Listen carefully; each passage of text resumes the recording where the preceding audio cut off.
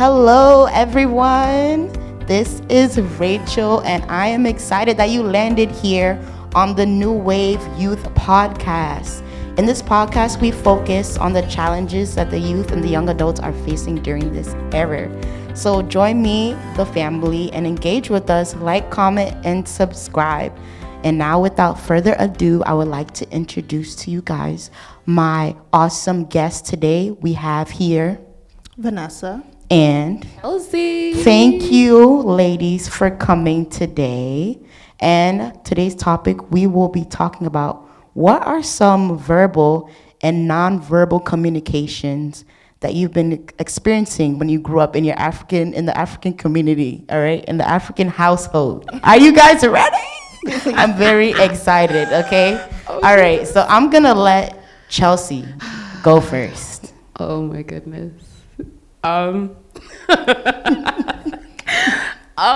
Just say, growing up in an African household, it is not easy, but we do away. So I remember when I was I don't know, maybe like 6, 7. And, I live in a predominantly Ghanaian building, so it makes it even better. Yep. Basically, like, I was with my mom and my sister, and we were coming back from, I think, like, regular downstairs, and we met, like, one of her friends or whatever. So they were talking to us, and they had French fries in their hands, McDonald's French fries. And as a kid, who didn't want McDonald's French fries? So I guess the woman was like, oh, like, do you want some? Like, have it. So I was like, yeah, like, French fries is lit. And so my mother, the way, I wish, like, you guys could see, like, how this woman looked at me that day. And I mean, obviously she looked at me, but I wasn't really registering at the time. I was like, oh, like, all right, like, And like, I don't know if you guys have ever dealt with this, but like your parents will go along with it. Mm-hmm. Like, yeah, okay, it's okay. Yeah, sure, we'll give it to her. We get in the house. She's like, oh, you want to take French fries for people? Obviously in like tree or whatever, right? She's like, you want to take French fries for people? And I don't know, I'm pretty sure like in every household, everyone's dealt with this where like you'll do like this, what's it called? Like one leg up and then your ears. Oh my God. And you bend on? No, like literally you're just like, oh. Well, for me, that one was what I had. I had the leg up and then you're holding your ears. And she made me do that. This lady made me do that. She was like, basically next time you want to go have French fries again, this is what you're going to do. So remember that pain. Wow. I could not. I was like, this is that. I mean, obviously there's many more instances, but I will never forget that day over French fries. I said, never again. I'm Gucci. No French fries for me. All right, Vanessa. For me, I think my mom, like, there was some nonverbal communication, but for her, she was verbal. Like, you did something wrong, she will tell you and talk to you about it. And my mom was very strict, of course. Like, I love you, mommy. Like, don't take this wrong. But like everybody, like every child was scared of her. Like, you got in trouble in church, like they're sending you to my mom. Like, that's how bad it was. The look that she would give you would scare you, but the talk that she would give you would also scare you. So for me, it's like I didn't want to get in trouble that much, so I just kept to myself. So I didn't really get in trouble, but of course, there are times, of course, when she would like yell and stuff. But I would have to say my dad was probably the nonverbal, so that man will never beat you. But if you bother him, I used to literally like bother him and play with him, and he would just give me this look like he was not happy, like he was gonna like beat me up if I don't leave him alone. So that's more of like my experience. I feel like one parent was more nonverbal, the other parent had both, I should say. So that was like my experience for sure. I feel like my experience, both of my parents were verbal. My mom, when she got upset, she made it very clear. Like, I mean, it showed in her face, but like her tone and the way she would speak to me, I would just be like, all right, I'm done. Like, I'll start crying before anything. I haven't even hit you yet, and you're crying, and I'm just like, please. I don't want to go home. Did you guys ever hate like coming back from home from school, or like let's say they got a phone call or something, and like like from my mom is like I think she uses more nonverbal than verbal. Mm-hmm. So like I'll come into the house and like she won't talk, or like she'll give me very minimal words.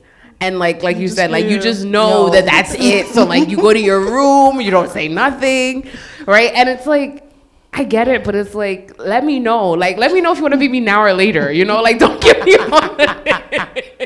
Don't give me all of this, you know, left, right. Let's figure it out now. Like, or even parent-teacher conference. Ooh, parent-teacher conference. Ooh. I will never forget the day in elementary school. I stole a pencil from my teacher. And they called my mom. They called my mom from Connecticut, and she drove all the way to the school. And she was panicking, like, what's wrong? And my principal did not, rest in peace, Dr. Paul, Mr. Paul Smith. And they literally was like, oh, your child is a thief. They took a pencil from the back. And my mom, she's all verbal and hands. So literally, when we got into that office, sis was just poop, poop, poop, poop. And then the people were like, oh, we don't abuse children here. We don't abuse. And then she's like, I'm not abusing my child, I'm disciplined. And no, it was really, really crazy. Both of my parents are verbal. But my dad, on the other hand, he's verbal, but he doesn't put his hands on me. Unless, like, never ask your parents to help you with homework. Like, that was my issue. Whenever my father would get annoyed after showing me a math problem again and again and again, he'll be like, so you don't understand? And I'm like, okay, it's time for me to stop here. Oh my goodness. Have you guys ever had any type of nonverbal or verbal communication with your siblings, though? When you look at your brother and your sister and you're like, all right, we in this together. You got some examples for us? So like we had a rule, I mean, it's a rule I think in every African household, but like when guests come around, you're not supposed to be there listening to adult business. So me and Cody Brown, obviously we would go, but like, I would be like, all right, like you go to mommy's room, I'll stay in our room. And then we'll like have the door like creaked up a little bit and just be listening. So that if we heard anything shocker, we'd be like, girl, like. So that was like, I feel like that was like our nonverbals. Well, I guess it's verbal, or like if, let's say I had done something and, and my parents were mad at me, she would like, defend you. Yeah, or she'll be the one to come and tell me like, bro, this is what happened. Like, so therefore act like this or act like that. Mm-hmm. And I think even to this day, sometimes like we kind of still like have that type of stuff. Like, okay, I'm trying to ask mommy this. How should I go about it? But yeah, I think, definitely that way. What I see in sibling relationships is that usually when you're having scenarios like that, you guys always have each other's back. Sometimes. Okay. Sometimes, yeah. All right. Sometimes. All right. So Vanessa, give me your example. I mean, I feel like with my brother, definitely sometimes we do protect each other. There's other times where it's like, I'm exposing you. No, yes, I'm exposing you today, but for sure, like I think our communication, like it just depends on the situation. Honestly, like. Definitely, like, if we knew something happened, we'll talk to each other about it, and, like, plan how we're gonna tell, like, our parents before we, like, would go tell them, so that if one of us we all get in trouble, like, it's together. Not just, like, but obviously, there's also times where I was just like, nah, he did this and this and this and this, and that look that your sibling will give you when you like, you really gave me up, are you serious? Yeah, like, you feel like they're not going to talk to you forever. Then the next like 10 to 15 minutes, you're like back to being friends again. So yeah, that was my like communication with my brother. Like it just Chelsea, what about you?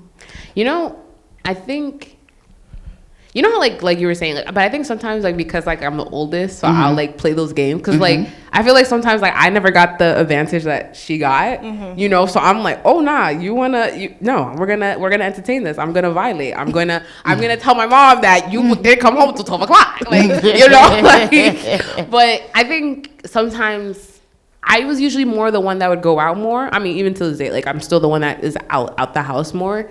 But Claudia is still like still will protect me. Like, she'll be like, well, she had X, Y, and Z, you know, like, or she doesn't really do anything bad, so, you know, like, cut her some slack or something like that. So, yeah, definitely. Okay, so what about your aunties and uncles? Oh. I know for me, my aunties are like hilarious because my mom is the first girl and everybody else behind her are just, you know, youngins and they just want to live their life. And my mom is just more strict. So like my aunties, they'll always be like, we got your back, don't relax, go hang out with your cousins. And then, you know, I'll just go do my thing. But I would not be able to have that type of, I guess, enjoyment around my mom when it comes to communication. Like my aunt will literally look at me and we will look at each other and we will know like, okay, we got this under control. You can go hang out with your friends and I'll hang out with your mom. Go enjoy yourself instead of being home by yourself. So they always made sure that at least I had some type of fun in some type of way. What about you, Vanessa? For me, like, the aunties, the uncles. The communication I had with them was both. It was definitely the nonverbal. Like for us, for me, I used to be with my cousins a lot. If our aunties was watching us, like, oh my gosh, like you do something wrong, we all got in trouble. They'll make us stand with the hands on the, I didn't have a good communication with my aunties and uncles, especially because of language. Like they used to make fun of me for not understanding Tree, like not understanding what they were saying in Tree, and that used to just like hurt me a lot. So I feel like my communication with them, it didn't really happen. Like unless they were speaking English, then I understood them. But I also remember like when my auntie, my mom's younger sister, came from Ghana, and it was hard to communicate with her. Like, I mean, she mostly spoke in Tree and stuff, but she spoke English, but like whatever she was doing, I didn't understand it. Like, it was hard to get along with her. It wasn't until like later, as I grew older, that like I was able to talk to her more and do stuff with her more. But I still remember like how it was when I was young, the beatings, the forcing me to eat fufu when I didn't want to eat it. Like, even when I said no, it's like she didn't understand. So I feel like communications with aunties and uncles haven't been like all the best for me, but you know, it is what it is. Okay, Chelsea. With my biological aunties and uncles, I really didn't, because my dad's the oldest and then my mom's the youngest, and the only one I could say was with my uncle. He's a little more younger, I would say, and he's more hip, quote unquote. So like we would talk, and like, you know, he worked at like, what's it called, like a retail store, so he would get like the coolest clothing, and you know, he would buy those things. So we had that relationship, and even to this day, like, you know, like he's like, I bought, you know, when you're ready to go to Ghana, let me know, I'll buy you a ticket. It was like, hey, you know, cheap, whatever.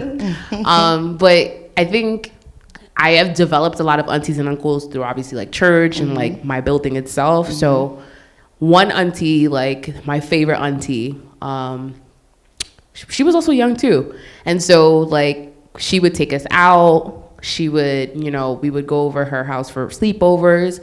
And so that kind of, our relationship was really solid, you know. And like, I remember when I was like 16 or so, I mean, everybody knows I want to go to London. And she was like, yeah, like, you know, I'll do it as a C16 gift for you to go to London. Like, we were able to converse on that type of level. So it was good, you know, because like I could have that conversation with her. Obviously I can have that with my parents, but it wouldn't be the same, you know. So yeah, I do find it interesting that like for you guys, like the younger aunties and uncles, you had a better communication with them, because I felt like the younger ones, I still had trouble with them regardless. With the same with the older ones. So that's very interesting. Like I can't say that there was an auntie or uncle that I felt like, maybe uncles, you know, like the uncles are sometimes like super nice, but especially with the aunties, I don't think if they were young, if they were old, I still had some type of communication issue with them. Like I can't specifically be like, Yeah, I had that one. Well, my dad's siblings, like his sisters, like I had a good communication, but they speak like English proper, British English at that, like, so. Yeah. But for like, let's say my mom's side, I feel like I kind of had that problem. I think it also deals with personality. Oh, True. yeah. Definitely. For Yeah. sure. If you're open to it, it will always work out. Yeah. On that note, listeners, let us know what type of nonverbal or verbal communication have you experienced growing up in your community? Comment down below and let us know. And until next time, have a blessed day. Bye-bye.